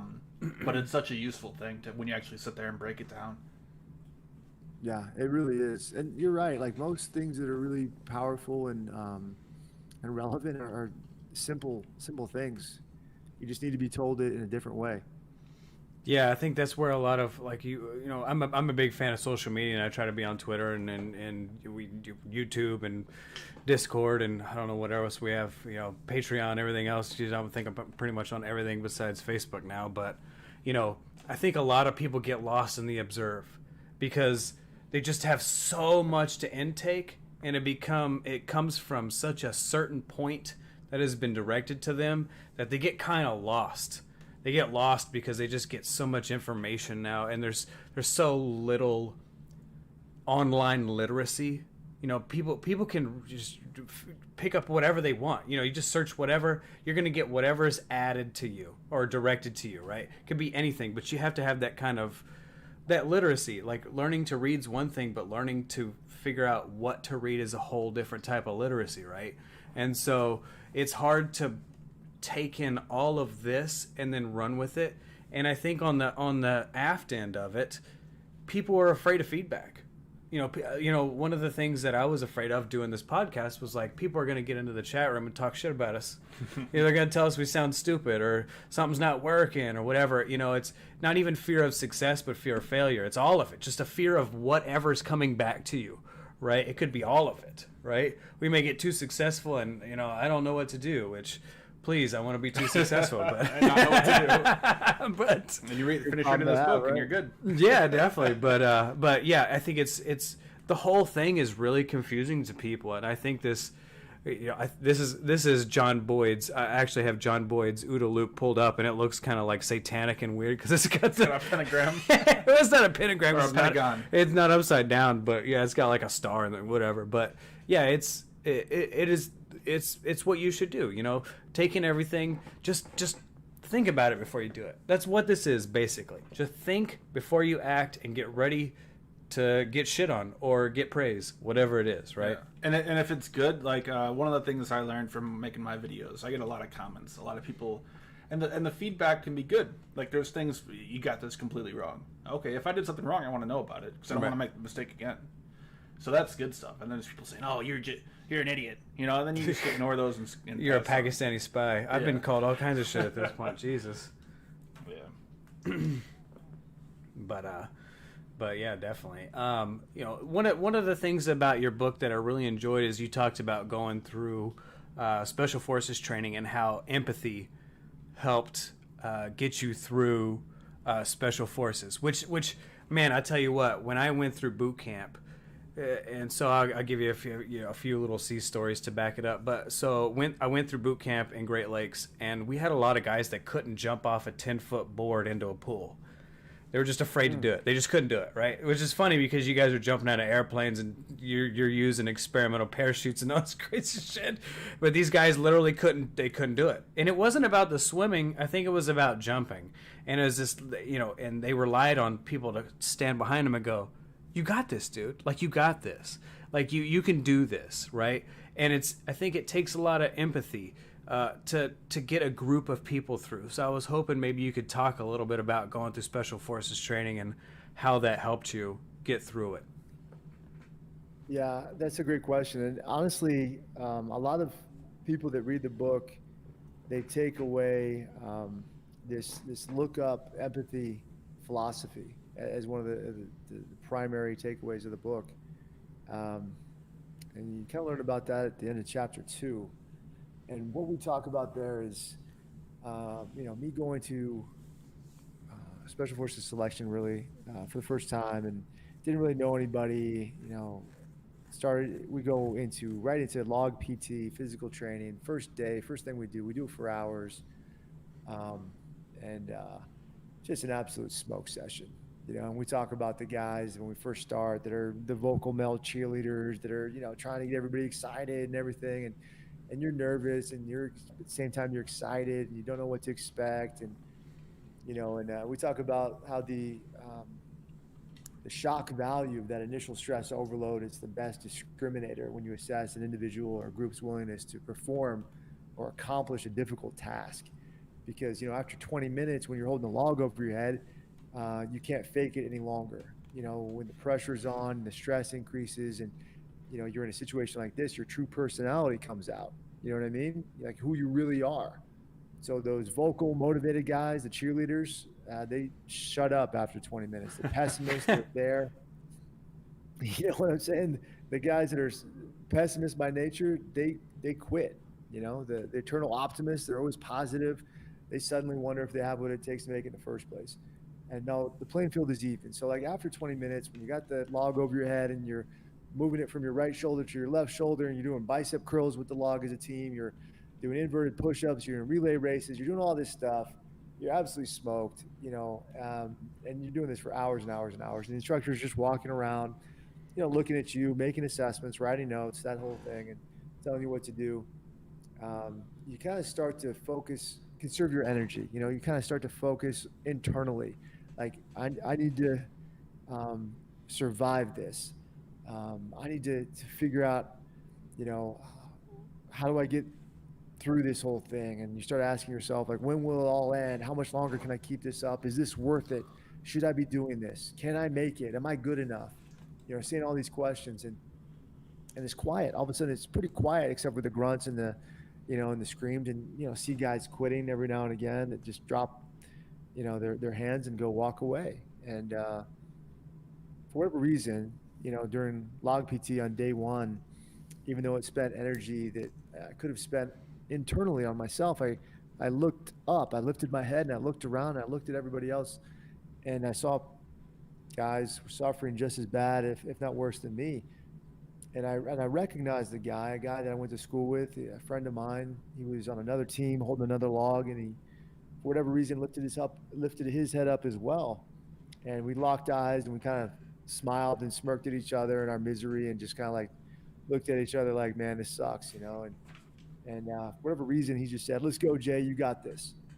And I shouted words of encouragement back at him, even though it required energy that could have been used internally on myself. And as we talked, more guys on other teams started lifting their heads, and they looked around as well. And what happened was we began to focus on one another rather than on ourselves. And that looking up became contagious. It was infectious. And, interestingly enough, counterintuitively even, when we did this, we began to forget about our pain. The time was moving faster. The logs felt lighter. The reality is nothing changed, right? Like, Right. the log was still heavy. It was still hot out. Time still, was going by at the same speed it always does. But what happened was our attitude changed. We began to choose how we thought, how we wanted to direct our energy and our attention. And as we were directing our energy and intention externally, outward, we realized it wasn't about you as an individual. It was about the team. It was about the guys to your left and to your right. It was about helping the team succeed. It was about getting a collective purpose. And that collective purpose is essentially the mission, helping the team succeed. And I think that's the secret to the elite mindset of the Special Operations Forces. Really, no matter how many books you read or podcasts you listen to, it's look up. Look up and realize that you're not alone. Look up and realize that you have people to your left and to your right that you need to help and you need to serve. And if they do the same thing and they're serving you, then great things are going to happen. And I'll tell you, fast forward 2.5 years later, we're graduating, we're donning our Green Berets for the first time, we're all in formation. And for whatever reason, like, light bulb just kind of went off in my head. I had an epiphany. I started looking around in formation, just moving around, looking at the guys to my left and to my right, behind me, in front of me, in other platoons. And I was like, wow, like, the guys here are all the guys that lifted their heads up on day one. And the guys that didn't lift their heads up are no longer here. And so if you learn that lesson, you will win, you will succeed, because there's nothing really that we can do by ourselves. We require help. We require a team. No, I don't think there's anything as a self-made man. Like, yeah, you could be proud of yourself and what you've accomplished, but you didn't get there by yourself. You know what I mean? You had people, whether you want to recognize it or not, along the way, helping you, supporting you, doing things to create your vision of a self-made man. And so that's what I believe. Yeah, definitely. It's like, when we were talking about the ODA, it's your friends and the network you keep decides a lot of that, right? The information you take in and the feedback you take back, it all depends on the people you talk to, right? If feedback could be, oh, I'll just throw it out on YouTube and people are going to shit on you all day because it's YouTube and that's kind of what everybody does, right? Or you have a private channel where you can talk to real fans and they say, hey, look, like, this was cool, but your mic sounded messed up, or this video doesn't really make any sense, or this this time frame is fucked up, or the stars aren't supposed to be in this frame, whatever it is, right? Like, those true fans are the ones that really filter out the good and the bad, but it's on both sides, right? It's the input and the output and the re-input, and so you have to have not just good friends to bounce back, but where are you getting your information from? Where is it going? Like, what do you do with it? Like, all of it. It's just we're just people. We're just trying to take in information and do the best we can with it. Most people are good, and we try to do what we can. But in a military aspect, if you're given a whole shit ton of bad intel and you get thrown into the wrong spot, that's a bad thing. It doesn't matter how you orient, decide, or act.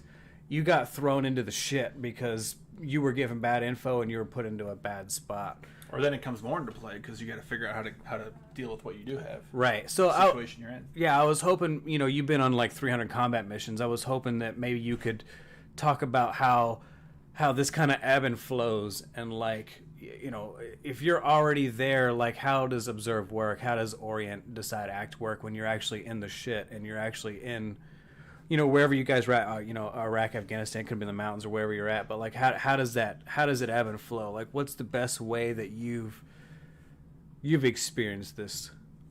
Besides, I don't want to get too detailed into your book and you just like start telling stories about your book, but like, just in general.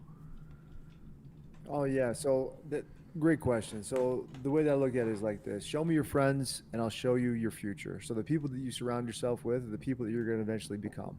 So if you surround yourself with people that are smarter than you, better than you, that are doing more impressive things than you, then ultimately you're going to push yourself to become a better person. It's just how it works.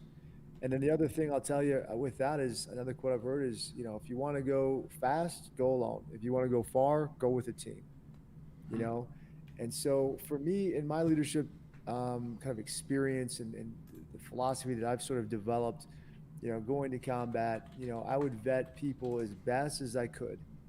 And what I always did, and I learned this from Brian Pettit, was you always take that uncomfortable leap of faith to believe in someone first. Okay, there's something here. There's some truth to what you're saying. I want to believe in you, so I'm going to believe in you.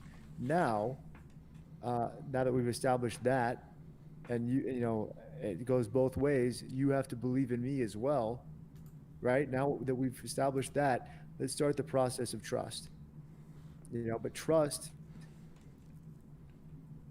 is built through time, through actionable trust building activities, and I verify, everything that I ask you to do.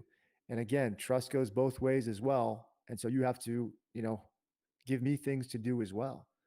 And so I always give people a shot right off the bat. Okay, let me see if you not only talk the talk, but you walk the walk. I'll give you a shot. Go ahead and do what you said you can do. And, this is your shot. And if they do it, they do it well, then we can continue to build on that relationship and give them more and more things to do and give them more responsibility and duties and hold them accountable and such. But oftentimes I've found, especially in business, guys that want you to give them a shot and you do, they typically don't do well, for the first go. And so you have to really take a step back and say, listen, this is a guy that, I probably shouldn't have given an opportunity to, but we could maybe perhaps develop that over time.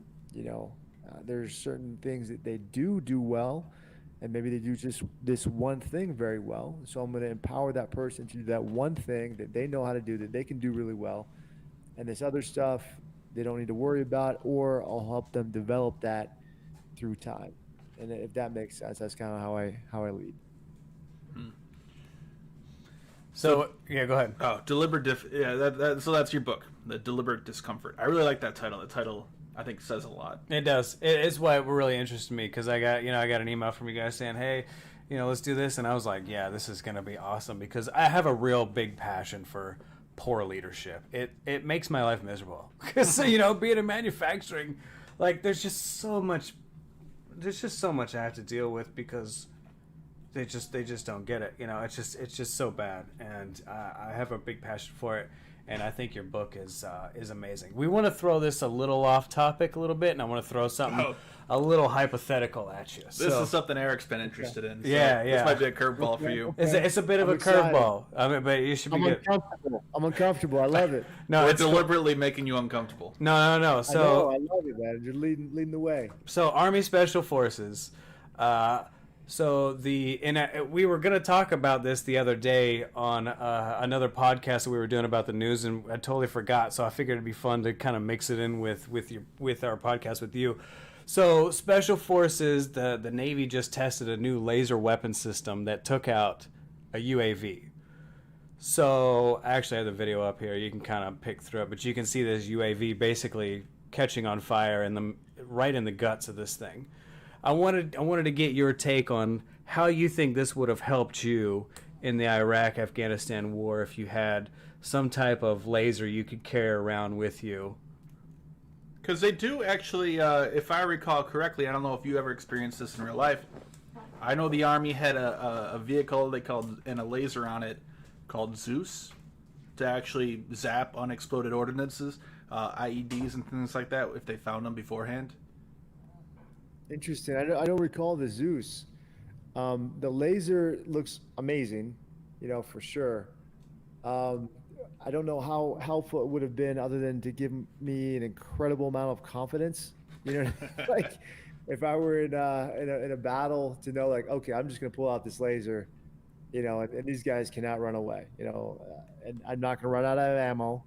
You know what I mean? I don't have to aim really. I can just spray this laser all over the battlefield, and then I'm good to go. You don't have to adjust for windage or range or anything. Right. That would have been pretty incredible. It would almost be like playing a video game, I suppose. Star Wars, yeah.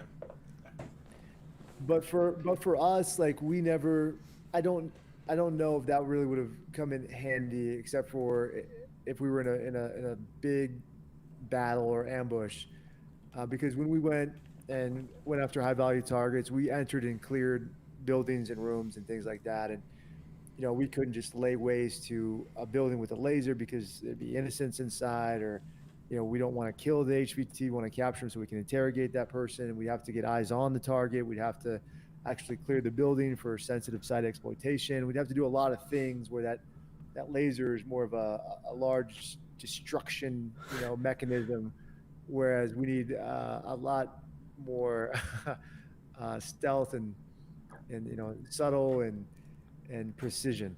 Right, and I was always thinking like precision. Obviously, it'd be like super precise, and it'd be stealthy because you can't see it or hear it. Like Star Wars or anything. But the problem is like, okay, so, and I was thinking kind of a sniper situation, right? Like you got a person with a giant laser in this building, and he's going to shoot across this other building. The problem is like you have to keep it on that person.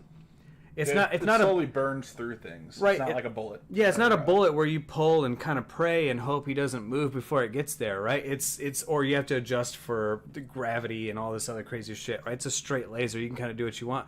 The problem is if like the guy moves out of the way because his shirt's on fire, you're gonna catch his room on fire. Yeah. You may burn the building down. Exactly. You may collateral damage, and if the shooter's in a mosque, then you can't touch the mosque or destroy the mosque, and if all of a sudden, like, whoops, we killed a family that was innocent. Now there's an uproar in the city, and everybody's against you, and they're basically throwing you out. You've lost rapport. You're getting thrown out of the G base. So the collateral stuff is what would be difficult.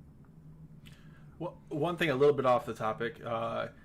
One thing I've been fascinated reading a whole lot about recently is thermal cameras or goggles or whatever they use. Thermal sights for guns and things like that, and then also night vision. Actually, our sponsor here, they're selling... Yeah, they have night vision. Let me pull it up. If you want to pull it up real quick. They're actually got a few police... not decommissioned. What do they call it, though? Just old... there's a space between them. Maybe it's gone now. They might have got rid of it. Maybe they got sold it now, but... But I find these things fascinating. Did you have experience with this? It would make sense that when you're going into areas, you want to go under cover of night and things like that. Oh, for sure. Yeah, almost every mission we did was at night because we had the advantage. The enemy didn't have night vision goggles. No. They didn't have that type of equipment. So whenever we could go in with the advantage, we did, and I would say 100% of the time, according to our information, we did have the advantage, and we go under night vision, and it takes some getting used to fight, you know, with night vision, because it is difficult to see with it, for sure, especially when you're running around and you're going through rooms and things like that. But almost every mission we did was at night, at least going after high value targets, and and we would watch, guys running around in the fields or in the woods with our infrared and thermals, and things like that. So super helpful, and definitely gave us the advantage on the battlefield. What about thermals? Did you ever use any infrared scopes or goggles or anything like that when you went on missions? Boots on the ground guys, no, I didn't have that. My guys didn't have that, but our higher headquarters, using aerial reconnaissance and different types of equipment and platforms that we had, we were able to see in real time, and our bosses, the guys that were kind of watching us in real time with that type of technology, they were able to see it as well. Anything else you want to talk about with this? So was it just the green night vision, or were you guys actually incorporating like infrared? Because from my experience with infrared, you generally have to have it like super cooled, or some kind of like refrigeration equipment or something like that. Was it just night vision optics you guys used, or did you guys get to use anything special because you're a Green Beret that you can't talk about that you can talk about here? No, we didn't, Matt. We had PVS 7s like you see there. We had PVS 14s, PVS 15s. That's what we had and we used. I'm sure they've been upgraded since 2012. Last time I was boots on the ground, with as an ODA commander. But I didn't have any thermal, But like I said, we had people that were watching us using that type of equipment and information. Was it easy to use with weapons? Like if you were to shoot at night, how do you look? I don't know how you'd look at a scope. Sure. Would the scope actually have to have night or vision open sights, in it? or could you wear these goggles and then also look through the scope at the same time, or iron sights or whatever you're using, holographic sight? Yeah, so like I said, it was very difficult. I think it's different for everybody, but it was very difficult for me to use the night vision, and we had to train to get really good at it. And with your weapon, instead of kind of looking through the sights, you would train with it so that you had sort of, the best way I can describe it to the audience, a pointer on your weapon. And so you can only see the laser when you're wearing your night vision. You can't see it if you take your night vision off. Right. And so okay. as you put your weapon to the high ready and you have your laser on, you know exactly where it's going to hit, if that makes sense. That makes a lot of sense. Okay. As long as that laser is aligned for our sighted in. Right, yeah. Exactly, yeah. Okay, yeah, definitely. Anything else you want to cover? Do you want to jump to the last topic we have here is Warrior Rising? Yeah. I wanted to talk to you about Warrior Rising. Like specifically for us. I'm a veteran, and we are starting a business, kind of a media business. I say we're starting. We've been doing it for a while, but we are a new business, and if I were to come to you and say, hey, look, I'm a veteran and I own a business, like how could you help me empower our business? Oh yeah, so Warrior Rising, I'm so proud of it, and we started that in 2015, and it was a result of just the success we had at Mission 60, where I brought out a lot of injured combat vets that were my instructors, and we would go work with clients like the Oakland Raiders, for example, and the guys were telling me that there's all sorts of charities that get them hooked up with hunting and fishing trips, and some of them get custom built homes, and some of them get free stuff and all this whatever, and I said, that's great, guys. I'm happy to hear that these charities are helping you guys out. And they said, what, Jason, it's not that great. Like we enjoy going on these trips, hunting and fishing, but ultimately what it comes down to is we had a really good day, and that's it. We come back home, nothing's changed for us. oftentimes it's worse because I'd rather be hunting and fishing all the time, and I'm just kind of getting that feeling where people should be doing things for me, and I kind of start to feel entitled, and that's not me. I don't want to feel that way. I don't want to feel like people are giving me things for free and I'm a charity case. I want to feel like I did when I was in the military. I was serving other people. I was giving back. I was helping. I was doing more with my life. And I said, well, really, what you're talking about is purpose. And they're like, yeah, I want a purpose again. And I said, okay, well, I'm not going to tell you what your purpose is. You figure it out and you let me know. And I always give these guys tough love because that's what I want in return. And the guys asked me, well, Jason, how did you find your purpose? And I said, well, I'm not sure if anybody's really asked me that question. I suppose when I got out of the military, I started Mission 60, and I get a chance to create a really cool company, and I get a chance to make money for myself, for my family, for my team, for my company. I get a chance to add value to the clients. I get a chance to do some really cool things. And I guess that's my purpose now. And the guys that were around said, you know what, Jason, we want to have that same experience as well. We want to have a purpose. And I said, well, you want to start a business? And they all said, yeah, we all do. And I said, well, who has an idea? And everybody there had an idea. And I just went around the room, went around the circle essentially. And we talked about their ideas. And most of the ideas, I got to tell you guys, were pretty bad, pretty dumb. And I told the guys, like, guys, please don't do that. And they're like, well, why not? And I said, well, because, A, B, and C. And they're like, oh, yeah, okay, thank you. And some of the ideas were really good. And the guys were like, all right, Jason, I'm glad you like the idea. I think I need $50,000. So you just go ahead and give that to me. And then I'm going to move to Tampa Bay, Florida. You move down there with me and we're going to start doing this. And I was like, well, hold on. Like, let's pump the brakes. Like I'm not doing any of that. And they're like, well, why not? You said it was a good idea. I'm like, well, yeah, it's a good idea, but where's your business plan? Where's your pro forma? Where's your SWOT analysis? Where's your operating agreement? And like, well, hold on, pump the brakes yourself. Like, what is all that stuff? Yeah, it's a lot. And I'm like, just because you're a Navy SEAL, or Green Beret or Ranger, doesn't mean you're entitled to succeed at business.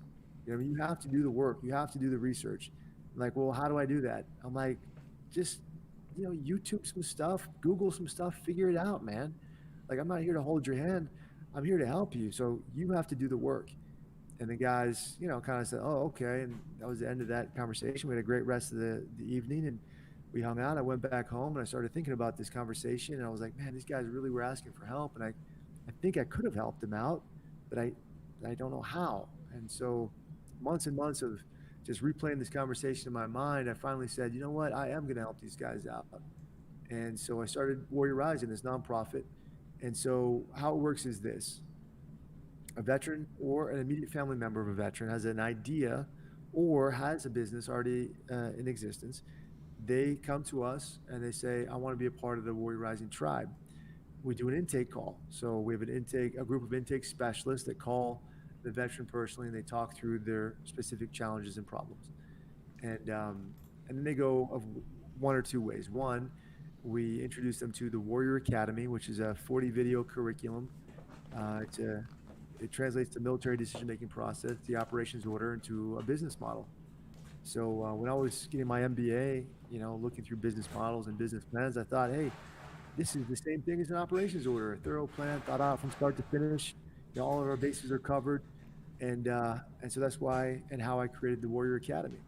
If they've progressed beyond that, if they have a business plan, they feel confident with that, then we kind of promote them to the next phase, which is mentorship. So we assign them a mentor.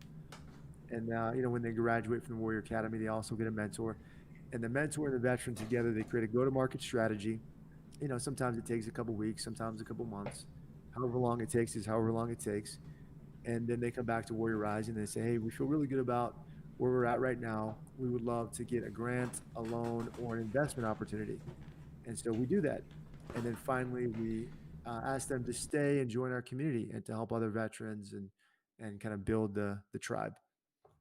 So it seems like you kind of groom them for investors to, make sure you work out all their bugs and make them marketable and sellable to somebody who wants to invest in their business. Once they already have a plan, though, too. I mean, right. I thought that was really, sorry to cut it off, But I thought that was really interesting what you said, that you're not going to hold their hand through it. You want to make sure they have the drive. They're actually going to follow through with this. They're serious about it, and they're actually going to go through with it. I had a boss, excuse me, I had a boss that I worked for one time. Really fascinating guy. He was from Syria. He was a Christian in Syria. Very few of those. They were kind of persecuted. He came here to the U.S. I worked for him, and he told me something. He said, "Greg, never say I don't know. Never say I don't know." Now, it didn't translate properly. If you really don't know something, you should say you don't know it. But what he meant by it, he asked me to do something, and if I just sat there and said I don't know, that's not an excuse. So I really took that and internalized it, and I think it's been really useful. If I don't know something, I'm gonna go figure it out. And like you were mentioning, YouTube, Google, there's no excuse really nowadays not to know how to do something. If you really have the drive for it, you can go figure it out. There's so many tools available, even for free, to get yourself started at least. I love that. We make decisions in our life based on our values, and 3 of the values that I have, if really looking at myself: determination, resourcefulness, and loyalty. And so when people say, listen, I don't know what I'm doing, or I don't know the answer, but I'm going to figure it out. Message to Garcia. I'm not sure if you guys remember that book, but it's like, just get it done. I love people that do that. And so that really resonates with me. Yeah, I really like that. It's one thing I've always, I'll never say I don't know anything or don't know something if it's something that I can figure out myself. Yeah, and it's like, sometimes you just got to fucking do it. Like, nobody was going to make this podcast, right? And so, me and Greg got together and said, hey, let's start talking about military shit. Nobody else is doing it, right? Let's just see what happens, right? And next thing you know, we got, authors, we got people that were in the military, we had intelligence workers, people in intelligence. We have Top Gun instructors, like all these crazy people that they want a voice. They just want somebody to talk to that's not, not trying to like shit on any time of like mainstream, outlets, but like Fox News, CNN, where they just like, tell me about this, blah, blah, blah, blah, blah, blah. 30 seconds. Like we want to be, not necessarily like the Joe Rogan of the military, but we want to have that type of open, like we're going to sit here and drink and just bullshit, and we're going to cuss, and we're going to say stupid shit, and we're going to say... Well, you'll cuss, because you're a sailor. Yeah, definitely. And, and we're just going to talk about the stories about the military that you probably didn't know about, that you probably don't want to know about, but, the shit happens, and it is part of the life, and nobody was going to do it, so we did it. And now we're like 50 episodes in now or something. It's going pretty good, yeah. But the interesting thing, the thing I like about this Warrior Rising thing is, Eric, you've talked about it before. I think you mentioned, correct me if I'm wrong, you said when you got out of the Navy, they actually had a class, or they had a talk with you about what to do with your life. Yeah, they call it TAPS, the Transition Assistance Program. Okay, but it was only so much information, right? It was nothing. It was like how to build a resume. But basically. I remember when you told me that, was I here when you ordered a pizza one time? I remember the pizza delivery guy. You started talking to him. He was a veteran, and he's now delivering pizzas. Yeah, he's a submarine vet. Yeah, he was a sonar tech, and he's delivering pizzas to me. And I'm like, dude, like, you shouldn't be delivering pizzas as a sonar tech, man. Like, that's crazy. Like, you did the craziest shit on the planet, and sonar is insane. I mean, like, you could do so much more with yourself. And so that's where I believe like Warrior Rising and companies like this, where they can take this and you're a mentor, right? So you're not just, Jason, you're not just saying, oh, take lookups, right? You were talking about that lookup mentality, which is really important on the submarine force, whereas you come talk to me. If you don't know enough, I'm going to tell you what to look up, right? And then you come back to me and then you give me the right answer. And then I'll tell you, look it up again, or I'll just eventually give up on you if I don't have the time, right? But, that lookup mentality where it's like, for me to give you lookups, I have to say, this is what you should probably be doing. This is where you throw in the mentorship, right? This is where you throw in these people that are actually trying to teach you to become better at whatever you're trying to do. And this is a very open business, right? So it's just whatever your business is, right? It's not just a media business, or it's not just... you want to start a gun company or whatever, right? Whatever your shit is, you could do that, right? And the mentor part, when you look at this, become a supporter, become an entrepreneur, you guys call them vetrepreneurs, but and then become a mentor. That's the really important part right there, right? That's where I believe that Warrior Rising stands above everybody else's, because nobody's going to give you that mentorship. Nobody's going to take that extra time to go, here's what you should probably do. And I think that's really important about what you guys do. Oh, I appreciate that, and that's what it's all about. I'll explain it like this. A lot of times I go to a client. Oftentimes it's professional sports clients, and they'll say, "Jason, I need you to motivate me." And I'll say, "Hey, listen, I can't motivate you, and I'm not going to." And they're like, "Well, what?" I'm like, "I can only inspire you. I can only inspire you to motivate yourself, because I'm not going to be here 24/7. I can't hold your hand. I can't be here and motivate you every single day, but I can plant some seeds inside of you that'll inspire you and fire you up to do things on your own 24/7 so that you can actually get something done." Yeah, for us it was like, for me especially, it was like, I have all this information, I just want to talk about it. Like, what's the easiest way to do it? I don't know. YouTube Live's free. We could probably do that, right? Let's do it. And we just kind of roll from there. And it's been surprising how supportive people have been of us. I expected just to get shit on all the time. Just we're just garbage. Nobody want to listen to your crap.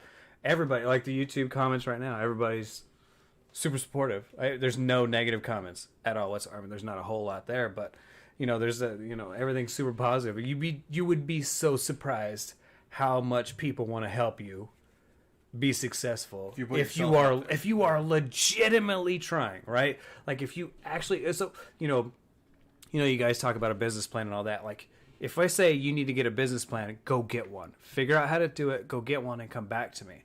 Those are the people that are going to fucking have a really successful business, that can go out there and just research and do it themselves, because they want their own business. They want to be self-sustaining. They have to do it themselves. If nobody else is there to do it, I'm going to do it. I couldn't agree with you more. You need to have that fire, that drive, that whatever it is inside of you to get the job done no matter what. And what Warrior Rising does is say, listen, we're going to give you a little push, because we've done the research and we're going to provide it to you. Now you have to do the work. We're not going to do it for you. In the beginning, when we started this company, we were giving everybody money. I mean, we were handing out $5,000, $10,000 checks left and right, $20,000. One guy we gave almost $100,000 to. And you know what? Most of those guys, I would say 90% of them failed. Yeah. Because we're doing all this stuff for them. They weren't doing it on their own. Yeah. And they were saying stuff like, "Jason, where's my money?" And it's just like, pump the brakes here, man. Like, I'm busting my ass here, working donations, getting private donors and foundations and writing grants so that I can get money to hand over to you. And now you're saying, "Give me my money?" No. You need to develop a professional business that's sustainable. You need to develop a product and sell that product, and we'll support you with that. And so we transition more towards helping vets get, loan opportunities or investment opportunities. And we still do give out grants from time to time to help those businesses that are really, they really need it and are successful. But we love the tough love mindset. Like, you're going to do this on your own. You're going to earn it on your own. Whether or not you succeed or fail, it's completely on your shoulders. Absolutely. Yeah. And because, going back to what I was talking about, never say I don't know. That had two sides of it. One, it teaches you to go look up and figure stuff out. And then two, then that makes you valuable. If someone comes to you and wants something, you say I don't know, they're going to go to somebody else. Right. You better go figure that out. And so the world is tough love. The whole, it's not going to be holding your hand and rainbows and unicorns the whole way through life. And it shouldn't be, because you're probably going to cheat somebody out of their money. Sadly. Exactly. You're empowering them to fail, right? Yeah, definitely. Well, I think we're about to hit that 2-hour mark. This is an amazing podcast. I really enjoyed it, Jason. This was awesome. Too. Yeah, and I don't know if I'm speaking out of turn here, but I understand it's your child's first birthday. Yeah, we don't want to take you away from your birthday for too long. I appreciate that. I can hear my wife upstairs, and I can, for whatever reason, I can sense that she wants me to be done with this. So yeah. I got the same thing going. It's cool. Yeah, we all get it. Yeah, we got kids over here too. So yeah. Well, really, thank you for your time. It was incredible. It Yeah, was awesome. definitely. Thank you guys. I really appreciate the opportunity. Hopefully, your audience got a lot of value out of this, and we inspired them to want to learn more about Mission 60 and Warrior Rising, and perhaps buy Deliberate Discomfort wherever books are sold. Most people go to Amazon for that. So thank you so much, guys. I truly, truly appreciate it. Yeah, man, it's really nice to know that we're starting this business and we have somebody that we can talk to that can help us do this legitimately. And Seriously, Yeah, anytime. this whole thing was a The Email pitch just for Network you to give us open money. to you. yeah, we just won $100,000. Like, what's going on now? That's it. So yeah, we'll talk offline, but. Love it, love it. You guys are the best. Thanks for having me on. All right, thank you. Yeah, definitely. Don't hang up. We're gonna shut this podcast down. We'll still talk to you afterwards. We'll So wrap it just up hang real out. quick. Yeah. But thanks for everybody for joining us, and make sure you hit up the Commando store. Make sure you hit up Mission 60, Warrior Rising, and you buy Deliberate Discomfort. Yeah, and I actually think I'm gonna go on there and donate a little bit of money. That's a good thing. There you go. If Yeah, you have a little definitely. bit extra, check out that Warrior. Yeah, Rising. make It's a sure really you cool thing. and if you donate to the veterans in business so I can get my $100,000, because if you donate to them they'll give it to me. So I'm just saying. But anyways, but